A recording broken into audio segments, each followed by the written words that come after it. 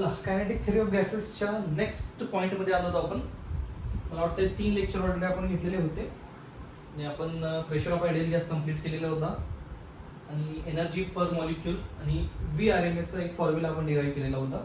आता इथून पुढचा पॉईंट मी आज एक्सप्लेन करतोय.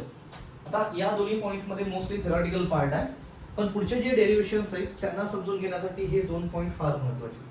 Very important. इक्विपार्टिशन थिअरम आणि डिग्रीज ऑफ फ्रीडम कशा लिहायचे, एनर्जी कशी कॅल्क्युलेट करायचं आहे, त्याच्यावरून डिसाईड होणार की पुढचे डेरिव्हेशन तुम्ही कसे कॅल्क्युलेट करणार. तर पहिल्यांदा इक्विपार्टिशन थिअरम एक्झामला 1 मार्कला डायरेक्टली स्टेटमेंट विचारतात. तर बुकमध्ये हे स्टेटमेंट आहे, भरपूर मोठं डिस्क्रिप्शन त्यांनी दिलेलं आहे आणि शेवटी स्टेटमेंट दिलेलं आहे. चुकून मुलं काय करतात, पहिला जे एक्सप्लेनेशन आहे ते लिहितात, त्याच्यापेक्षा प्रॉपर डेफिनेशन बुकमध्ये दिलेली आहे त्यांनी. ही डेफिनेशन आपल्याला लिहायचं आहे इक्विपार्टिशन थिअरम. ऑलरेडी मी लिहिलं आहे थोडासा टाइम वाचवण्यासाठी. तर स्टेटमेंट काय सांगितलंय बघा, हे थोडंसं समजून घ्यायला पाहिजे. आजचं जे लेक्चर आहे की फक्त थेरॉटिकल पार्ट नाही आहे सॉल्व्हिंगचा, थोडासा अंडरस्टँडिंगचा पार्ट आहे. समजून घ्या, स्लो जाऊया, काही गडबड नाही. बघा स्टेटमेंट काय आहे, इक्विपार्टिशन थिअरम. थिअरम काय म्हणतोय, for a gas in thermal equilibrium, म्हणजे आयडियल गॅस घेतलेला आहे तुम्ही आणि तो थर्मल इक्विलिब्रियम मध्ये आहे, म्हणजे change in temperature of gas is 0. Temperature change होत नाही गॅस असं म्हणा. ॲट अ टेम्परेचर T, एका पर्टिक्युलर टेम्परेचर T ला तो गॅस आहे. आता द ॲव्हरेज एनर्जी, सगळ्यात महत्वाचा, the average energy for molecule associated with each quadratic term is half kBT. काहीच कळालं नसणार आहे काय काय बोललं त्यांनी, की ॲव्हरेज एनर्जी फॉर मॉलिक्यूल, एका मॉलिक्यूलची ॲव्हरेज एनर्जी असोसिएटेड विथ, कोणाबरोबर associated with each quadratic term is half kBT. आता थोडंसं कन्फ्युजिंग आहे, पहिला बघा काही गडबड नाही आहे. क्वाड्रॅटिक म्हणजे माहिती आहे तुम्हाला, स्क्वेअरची टर्म जेव्हा असेल, मॅथ्स मधली क्वाड्रॅटिक जे म्हणतो ना तो फॅक्टर इथे दिला. क्वाड्रॅटिक इक्वेशन माहिती आहे आपल्याला. क्वाड्रॅटिक का म्हणतो, जिथं पॉवर 2 असेल इट इज अ क्वाड्रॅटिक. मग अशी ज्या टर्म्स असतील त्यांचं कॉन्ट्रीब्युशन किती असतं, हाफ kBT असतं, असं त्यांनी म्हणलेलं आहे. पहिला आपण सगळं समजून घेऊया, मग परत स्टेटमेंट घेऊया, तेव्हा तुम्हाला कळणार की स्टेटमेंट काय. ओके. मग आता इथं आपल्याला बघायचे 3 टाईपच्या एनर्जीज असणार आहेत. पहिली असणार आहे ट्रान्सलेशनल एनर्जी, दुसरी असणार आहे रोटेशनल एनर्जी आणि तिसरी व्हायब्रेशनल एनर्जी. तिन्ही एनर्जी बद्दल थोडं सांगायचं. समजा एखादा पार्टिकल आहे आणि तो असा स्ट्रेट लाईन मध्ये चाललाय, लिनियर मोशन मध्ये स्ट्रेट लाईन मध्ये चाललाय, त्याची काहीतरी वेलोसिटी आहे समजा. तर तेव्हा जी एनर्जी असणार आहे त्याला आपण म्हणूया ट्रान्सलेशनल कायनेटिक एनर्जी. त्याला आपण काय म्हणतो, ट्रान्सलेशनल कायनेटिक एनर्जी. आणि कायनेटिक एनर्जी कशी देतो म्हणजे आपण हाफ mv². आता समजा 1 डायमेन्शन मध्ये चाललाय पार्टिकल असं अज्युम करा. दुसरी एक एनर्जी आहे त्याला आपण म्हणतो rotational kinetic energy. Particle 2 diatomic molecule असतील, ट्रायटॉमिक मॉलिक्यूल असतील, ते रोटेट होतं, पण त्याच्यामुळे जी एनर्जी येते त्याला आपण म्हणतो रोटेशनल कायनेटिक एनर्जी. आणि त्याचा फॉर्म्युला आहे हाफ I⍵². जसा पहिल्या चॅप्टर मध्ये तुम्ही बघितला असाल, rotational kinetic energy, I moment of inertia, omega is angular velocity. आणि तिसरा एक फॉर्म्युला आहे, it is a vibrational energy. Vibrational kinetic energy म्हणा किंवा व्हायब्रेशनल एनर्जी म्हणूया. आणि त्याचा फॉर्म्युला आहे half mU² plus half k⁻². आता u जो आहे it is a velocity of vibration. त्या व्हायब्रेशन पार्टिकल, म्हणजे समजा 2 डायटॉमिक मॉलिक्यूल, एक डायटॉमिक मॉलिक्यूल घेतला O2, ऑक्सिजन 2 मॉलिक्यूल आहे समजा, त्याच्यामध्ये बॉन्ड आहे. तर हे 2 मॉलिक्यूल व्हायब्रेट सुद्धा होऊ शकतात. ते स्ट्रेट लाईन मध्ये जाऊ शकतात, रोटेट होऊ शकतात आणि व्हायब्रेट पण होऊ शकतात. आणि व्हायब्रेशनमुळे जी एनर्जी येणार आहे ती हा त्याचा फॉर्म्युला असा आहे. इथं एकच टर्म आहे, इथे एक टर्म आहे. व्हायब्रेशनल मध्ये 2 टर्म्स तुम्हाला येतील. हाफ mU², u म्हणजे वेलोसिटी ऑफ व्हायब्रेशन, आणि k म्हणजे फोर्स कॉन्स्टंट आहे जो ऑसिलेशन चॅप्टर मध्ये तुम्हाला झाला असेल, आणि r म्हणजे सेपरेशन बिटवीन 2 मॉलिक्यूल, 2 मॉलिक्यूल मध्ये जे सेपरेशन आहे ते आपण r ने दाखवतो. म्हणजे ही झाली व्हायब्रेशनल एनर्जी. मग आता 3 टाईपच्या एनर्जी आपण सांगितल्या, ट्रान्सलेशनल, रोटेशनल, व्हायब्रेशनल. मग आता इथं जी स्क्वेअरची टर्म दिसते बघा, दिस इज अ क्वाड्रॅटिक टर्म. इथं जे त्यांना बोलायचं आहे क्वाड्रॅटिक टर्मचं कॉन्ट्रीब्युशन किती असतं, हाफ kBT. तर इथं एक क्वाड्रॅटिक टर्म आहे, इथं एक क्वाड्रॅटिक टर्म आहे, इथं 2 क्वाड्रॅटिक टर्म्स. ओके, मग आता ट्रान्सलेशनल कायनेटिक एनर्जी जर असेल, वन डायमेन्शन बद्दल बोलतोय मी, तर एक क्वाड्रॅटिक टर्म आहे, तर याचं कॉन्ट्रीब्युशन किती असणार? Half KBT. म्हणजे टोटल ऍव्हरेज एनर्जी मध्ये एक ट्रान्सलेशनल कायनेटिक एनर्जी असेल, डिग्री ऑफ फ्रीडम असेल, मी नंतर याबद्दल डिटेलमध्ये बोलणार आहे. अजून एक क्वाड्रॅटिक टर्म दिसते तर हाफ केबीटी कॉन्ट्रीब्युशन.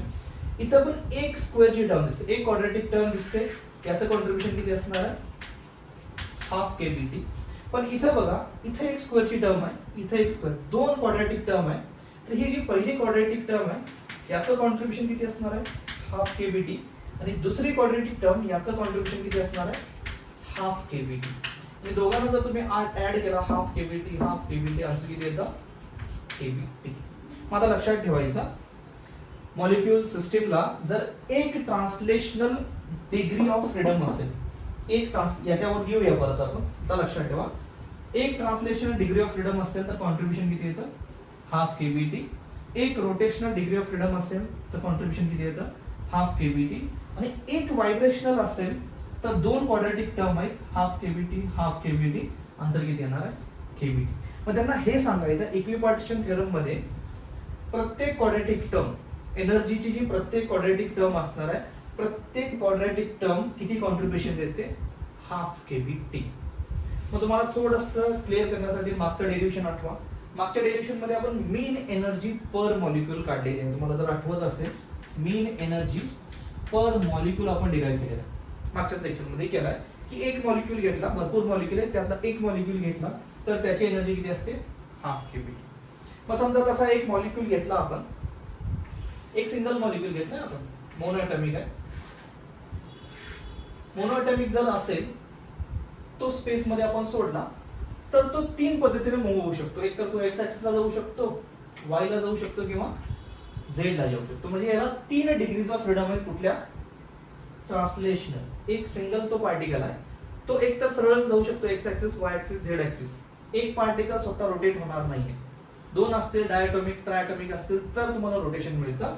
तर पार्टिकलला आपण डायमेन्शनलेस कन्सिडर करतो. इलेक्ट्रॉन, प्रोटॉन, समजा छोट्या पार्टिकल आहे, डायमेन्शनलेस म्हणतो आपण त्यांना. आणि व्हायब्रेट व्हायचा काही संबंध नाही. 2 किंवा 2 पेक्षा जास्त मॉलिक्यूल असेल तर व्हायब्रेट होणार.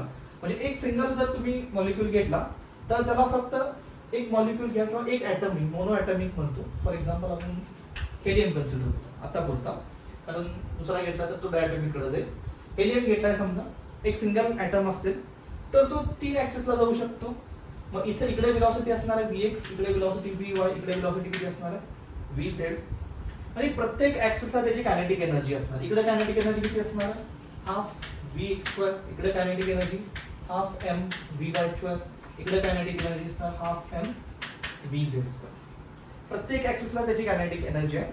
मग आता याचं जर टोटल एनर्जी तुम्हाला काढायला सांगितलं तर याची टोटल एनर्जी आपण काढणार आहे. बघा, kinetic energy, total kinetic energy is half m Vx2 plus half m Vy2 half m Vz2. कारण तिन्ही ऍक्सिसला, प्रत्येक ऍक्सिसला तो पार्टिकल जाऊ शकतो. मग एक्स ऍक्सिसला हाफ m2, वाय ऍक्सिसला, झेड ऍक्सिसला. मग तुम्हाला जर ऍव्हरेज कायनेटिक एनर्जी जर विचारली, ऍव्हरेज कायनेटिक एनर्जी, कारण या चॅप्टर मध्ये सगळं आपण ऍव्हरेज बद्दलच बोलणार आहे, तर half m Vx2 average value plus याची पण ऍव्हरेज व्हॅल्यू घेऊया m Vy2 plus half m Vz2. आणि ऍव्हरेज कायनेटिक एनर्जी त्यांनी सांगितलंय इथं. मीन ऍव्हरेज कायनेटिक एनर्जी किती असते हो? 3/2 केबीटी. बरोबर आहे.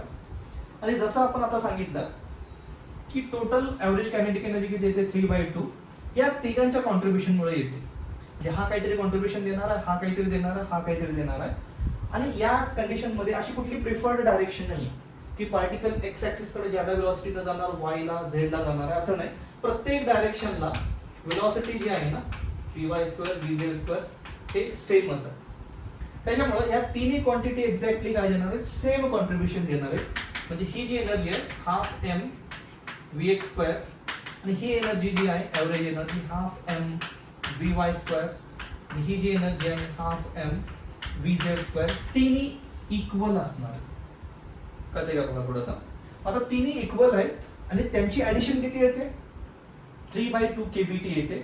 तर ऑब्विसली या तिघांची व्हॅल्यू किती पाहिजे हाफ kBt. पहिल्याची एनर्जी दुसऱ्याची एनर्जी किती पाहिजे हाफ kBt आणि तिसऱ्याची एनर्जी किती पाहिजे हाफ kBt. मग तुम्ही जर ऍड केला हाफ kBt याच्यामुळं हाफ kBt याच्यामुळं आणि half kBt half kBt half kBt half kBt answer किती होतं 3/2 kBt. आणि याच्यावरून त्यांनी कन्क्लुजन थोडंसं सांगितलंय तुम्हाला की प्रत्येक क्वाड्रॅटिक टर्म इथं बघा एक क्वाड्रॅटिक आहे ही दुसरी क्वाड्रॅटिक आहे ही तिसरी क्वाड्रॅटिक आहे.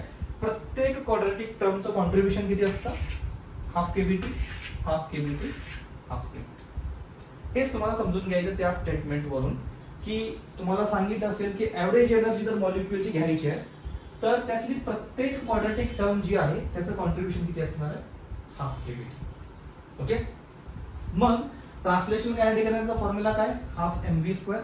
त्याचं कॉन्ट्रीब्युशन किती असतं एक ट्रान्सलेशनल डिग्री ऑफ फ्रीडम असेल तर हाफ kBt, एक रोटेशनल असेल तर हाफ kBt आणि एक व्हायब्रेशनल असेल तर त्याचं कॉन्ट्रीब्युशन किती असतं kBt. ओके.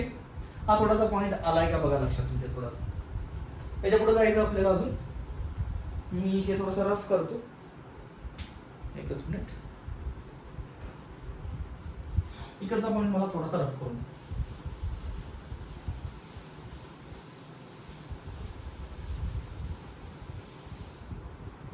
अजून डिटेलमध्ये जायचं. अजून मी डिटेल अजून एक्सप्लेन करतो चांगलं लक्ष द्या. आता डिग्री ऑफ फ्रीडम जर कळालं ना पुढच्या व्हॅल्यूज तुम्हाला कळते. Degrees of freedom degrees of freedom थोडासा टेक्निकल पॉइंट आहे वाचून घ्या समजावून सांगतो. Degree of freedom of a system is defined as total number of coordinates. सगळ्यात महत्त्वाचं वाक्य लक्षात ठेवलं झाले टोटल नंबर ऑफ कोऑर्डिनेट्स और independent quantity required to describe the position and configuration of system completely. एखाद्या सिस्टीमला कम्प्लिटली तुम्हाला डिस्क्राइब करायचं ती कुठं आहे कुठल्या स्टेट मध्ये आहे तर किती नंबर ऑफ कोऑर्डिनेट्स तुम्हाला लागतात त्याला आपण म्हणतो डिग्रीज ऑफ फ्रीडम. मग थोडंसं समजून घ्या डिग्री ऑफ फ्रीडम काय. समजा एक पार्टिकल आहे किंवा एक मॉलिक्युल पार्टिकल काहीतरी आहे तो इथं मूव्ह होतोय. हा समजा मी एक्स ऍक्सिस घेतला आणि या एक्स ऍक्सिस वर तो पुढे जातोय आणि मागे जातोय असं मूव्ह होतोय. तर किती तुम्हाला कोऑर्डिनेट लागणार आहे याची मोशन डिफाइन करायला. मला लागणार आहे एकच कोऑर्डिनेट कुठला एक्स ऍक्सिस म्हणा उभा असेल तर वाय ऍक्सिस म्हणूया किंवा झेड ऍक्सिस कुठला तरी एक ऍक्सिस सफिशियंट आहे. ही वन डायमेन्शन मोशन आहे. यासाठी फक्त एक ऍक्सिस जर आपल्याला मिळाला मोशन डिफाइन करायला तर सफिशियंट आहे. तर याला मी म्हणतो याला काय हो एक translational degree of freedom. Translational का पार्टिकल स्ट्रेट लाईन मध्ये चाललाय म्हणून ट्रान्सलेशनल. मग आता फॉर एक्झाम्पल समजा हा ब्लॅकबोर्ड आहे. ब्लॅकबोर्डवर एक छोटासा समजा इन्सेक्ट आहे छोटीशी मुंगी असेल अँट आहे आणि ती अशी कुठेही मूव्ह होते समजा इकडे तिकडे अशी चालते. ब्लॅकबोर्डवर चालले बाहेर कुठे चाललेली नाही. तर याची पोझिशन समजा मला दाखवायची असेल तर मला दोन कोऑर्डिनेट लागतात. कुठला एक पाहिजे एक्स ऍक्सिस दुसरा काय पाहिजे वाय ऍक्सिस. म्हणजे एक्स ऍक्सिस वाय ऍक्सिस जर मला मिळाला तर एक्झॅक्टली मी सांगू शकतो तो इन्सेक्ट कुठं आहे. म्हणजे प्लेनवर जर ऑब्जेक्ट मूव्ह होत असेल तर मला दोन कोऑर्डिनेट लागतात. मग याला किती झाले याला दोन ट्रान्सलेशनल डिग्री ऑफ फ्रीडम आहे. मग तो समजा जर स्पेसमध्ये जर एक छोटासा इन्सेक्ट आहे तो असं इथं फ्लाय करतोय हवेत तर त्याची जर तुम्हाला मोशन सांगायची असेल कॉन्फिगरेशन सांगायचं असेल तर तुम्हाला तीन ऍक्सिस पाहिजे. एक्स ऍक्सिस पाहिजे वाय ऍक्सिस आणि झेड ऍक्सिस. तीन ऍक्सिस आहे म्हणून त्याला तीन ट्रान्सलेशनल डिग्री ऑफ फ्रीडम आहे. तो रोटेट होत नाही. रोटेट झाल्यानंतर मग रोटेशनल डिग्री ऑफ फ्रीडम येणार.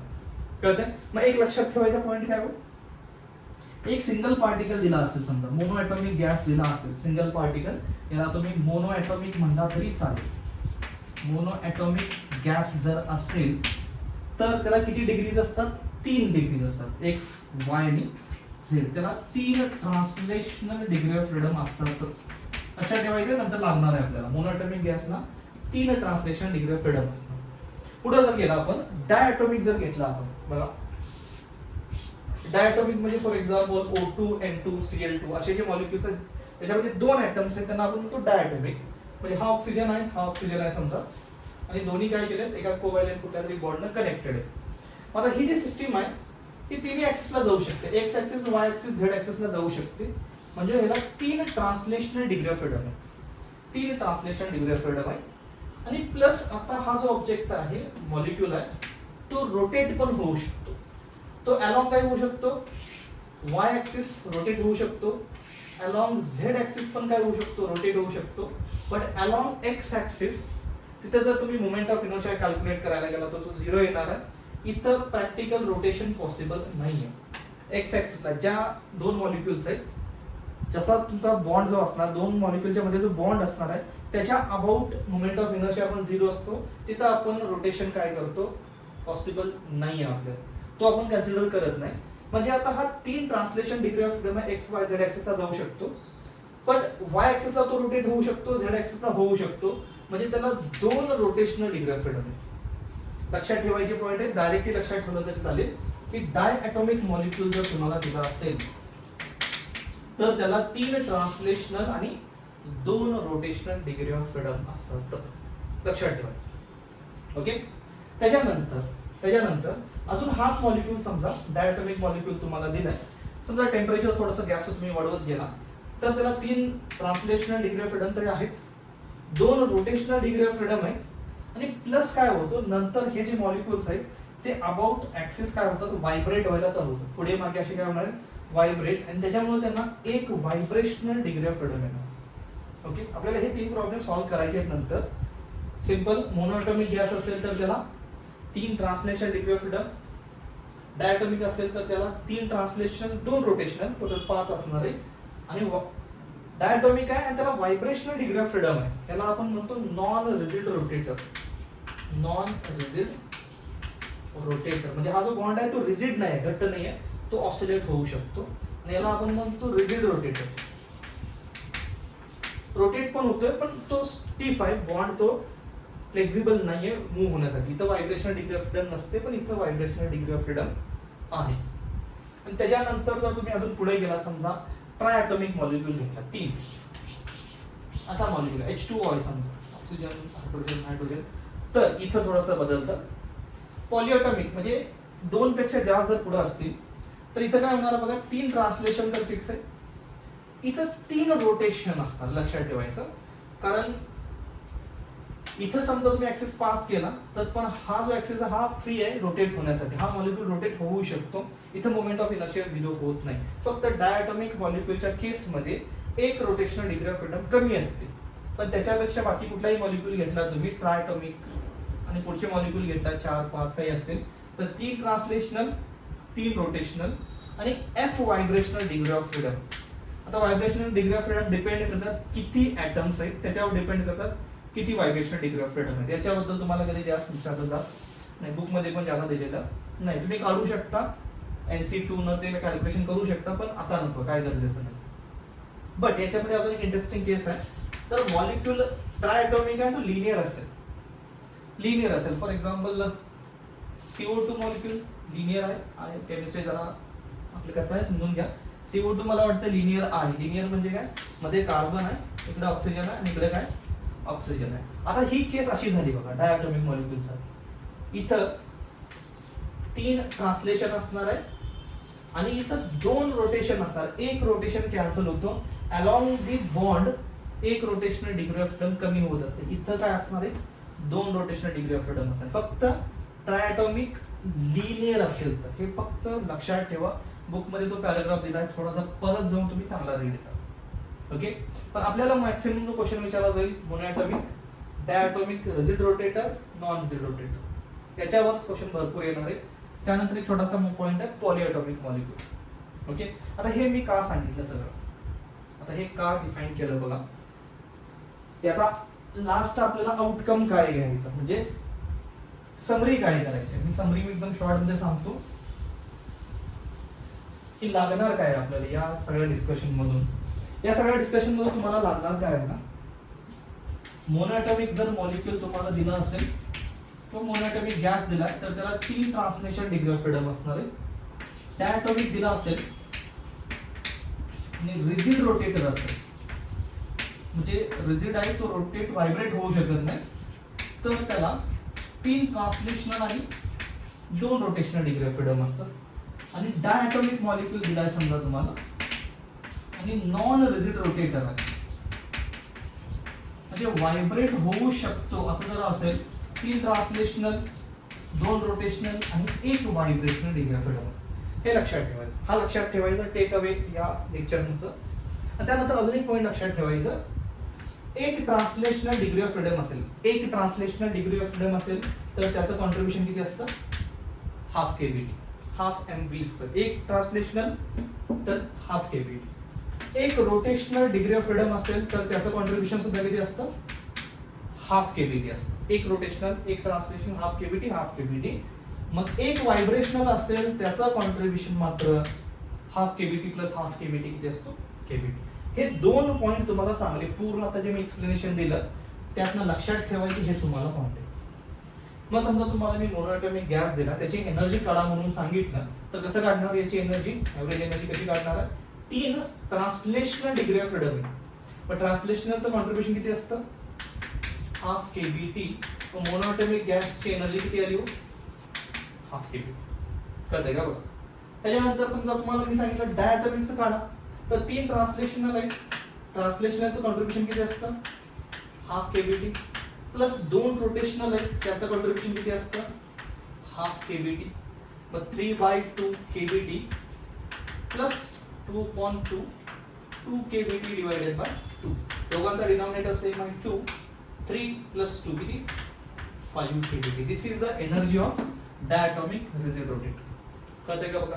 मग तसंच 3 रोटेशनल, 2 ट्रान्सलेशनल, 1 व्हायब्रेशनल, म्हणजे याच्यामध्ये 5/2 केबीटी, याच्यामध्ये 1 व्हायब्रेशनल वाढला आणि व्हायब्रेशनलचं कॉन्ट्रीब्युशन किती असतं, केबीटी. ऍड केला तर आन्सर किती येतं, 7/2 केबीटी. हे आपल्याला लागणार, हे काढण्यासाठी हे सगळं एक्सप्लेनेशन मला सांगावं लागलं. ओके.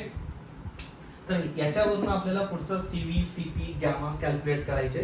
कारण मागचा क्वेश्चन आलेला होता बोर्डाला, त्याच्यावर मागच्याच वर्षी होता, तर आपण ते एक्सप्लेन करूया. होप सो तुम्हाला हे कळालं असेल. पण नाहीच काही कळालं असेल तर तुम्हाला करायचं काय, ही डेफिनेशन चांगली लक्षात ठेवायची 1 मार्काला. आणि त्याच्यानंतर तुम्हाला हे 2 पॉईंट, गॅस कसा असेल, मोनोएटॉमिक, डायटॉमिक, किती डिग्रीज ऑफ फ्रीडम असणार आहे आणि प्रत्येक डिग्री ऑफ फ्रीडमचं कॉन्ट्रीब्युशन किती असणार, एवढं फक्त लक्षात ठेव. कळालं नसेल तर फक्त एवढा पॉईंट. ओके. आणि बाकीचं मी कॅल्क्युलेशन नेक्स्ट लेक्चरमध्ये डिस्कस करतो.